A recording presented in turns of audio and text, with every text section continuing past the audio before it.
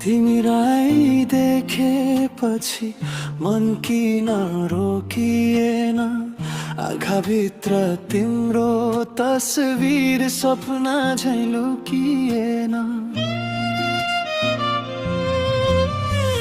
बोल्न खोज्दा पनि शब्द हराए जस्तो, तिमी बिना यो जिन्दगी अधुरो लागे जस्तो।